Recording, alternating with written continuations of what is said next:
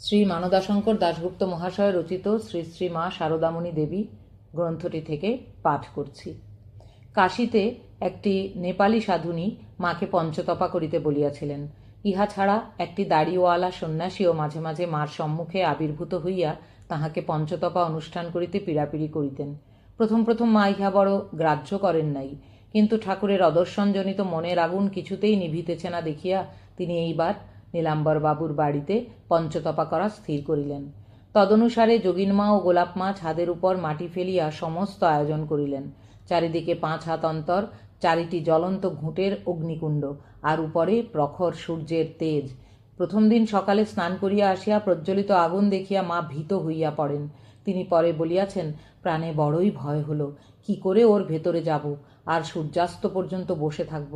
পরে ঠাকুরের নাম করে ঢুকে দেখি আগুনের কোনো তেজ নাই।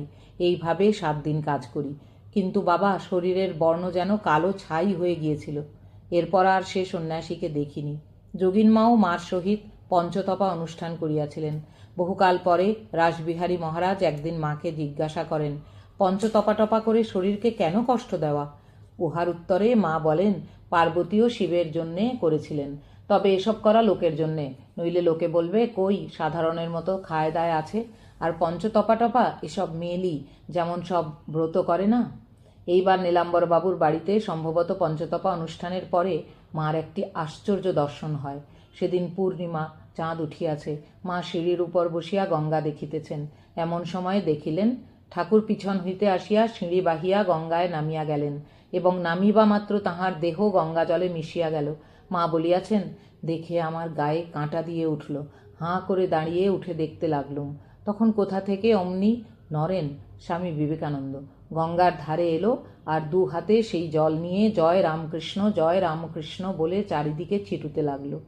ওমা, দেখি কি, গোনা যায় না এত লোক কোত্থেকে এসে নরেনের হাতের জল পেয়ে মুক্ত হয়ে যেতে লাগলো। ওই দেখার পর কদিন আর গঙ্গায় নামতে পারিনি। এই দর্শনটি মার মনে একটা গভীর রেখাপাত করে। তিনি বলিয়াছেন, তখন ওই দর্শনের পরে ঠাকুরের কথা মনে পড়ে গেল। তোমার মরা হবে না, তোমায় থাকতে হবে।